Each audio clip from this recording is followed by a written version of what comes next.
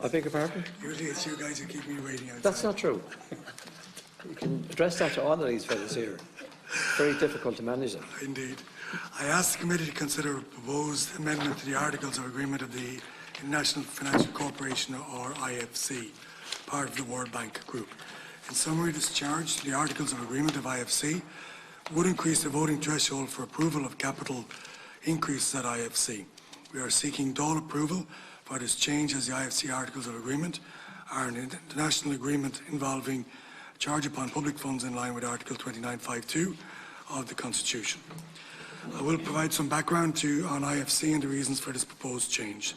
IFC is part of the World Bank, which seeks to promote private sector development in developing countries. It does so by providing loans, investments and advisory services to companies engaged in projects with development impact.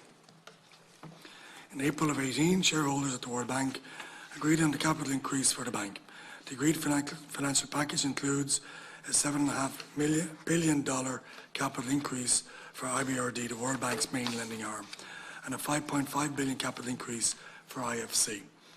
The capital increase for IFC is a response to the ambition of the Sustainable Development Goals and the increased levels of finance required. Simply put, the Sustainable Development Goals will not be met through existing domestic resources or traditional overseas aid. The annual funding gap is estimated to be $2.5 trillion. Therefore, it is essential to leverage private sector capital to have a realistic chance of achieving the Sustainable Development Goals. Standing between policymakers and private finance, IFC is well positioned to bridge this gap and encourage investment in developing countries. Capital increase has the potential to double IFC investment up to $25 billion by 2030. Under this agreed package, the increased investment will be targeted towards the world's most disadvantaged countries, as well as to address gender equality and climate change. The capital package also includes reforms to increase efficiencies at the bank. We are supportive of the capital increase for the bank, which is the largest development actor globally with the scale, expertise and experience to deliver transformative development impact. The deliverables of the capital increase are closely aligned with Ireland's priorities as articulated in our new development policy, A Better World. Ireland has the option to take up shares in IFC under the capital increase, which would require a total subscription of $12.6 million over 5 years. Our subscription to IFC would count towards the UN target of providing 0.7% of GNP for overseas development assistance. While we are supportive of the overall capital package, at this stage a final decision on our take-up of shareholding has not been taken by the Minister for Finance. An essential part of the agreement on the capital package was the proposed amendment to IFC's Articles of Agreement, which we are here today to discuss. Specifically, this amendment would increase the voting threshold for approval of future capital increases from 80% to 85%. This change will maintain the veto power of the USA in relation to future capital increases at IFC. During negotiations, the USA indicated they would not contribute to the capital increase, but would not oppose the increase provided that they did not reduce their voting power below the level at which they could exercise a veto.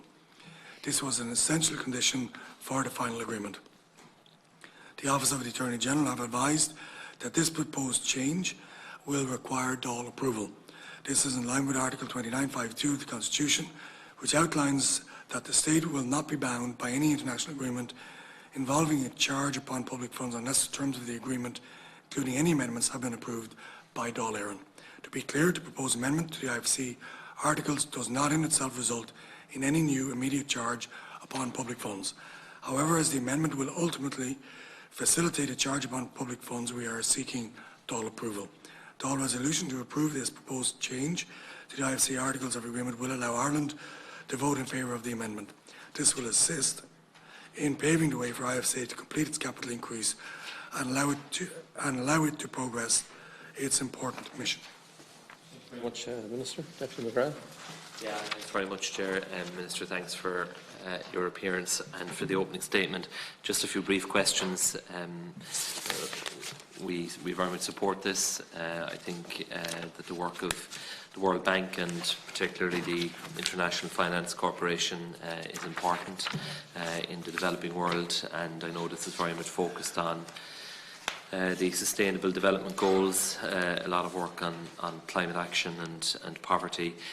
Just to clarify there, that this is, by passing this, and I know it has to go before Dáil Éireann, it gives us the option, it's not an obligation, is that correct? And the potential additional amount is $12.6 million. Over 5 years. Over 5 years, okay.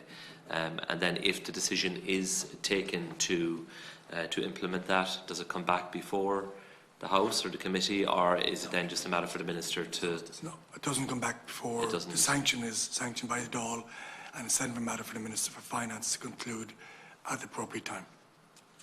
Right, okay. So this is the approval as such, to give the Minister the right to proceed. Yeah, that's fine, Chair. I don't have any further questions. I'm happy with it. Well, just to, we're at the end, having considered on Tuesday, this matter was referred to the Select Committee for consideration, International Finance Corporation matter of the Articles of Agreement of International Finance Corporation, which is a part of the World Bank. So we've now completed our consideration of it based on your contribution, Deputy McGrath, and I propose now that we conclude the meeting and that we send a message to that effect to the Clerk of the Dáil in accordance with Standing Order 90 and 89-2. Is that agreed? Agreed. I wish to thank the Minister and your officials for attending. Thank you very much. I apologise for delaying you. It's okay. Court waiting for you, see.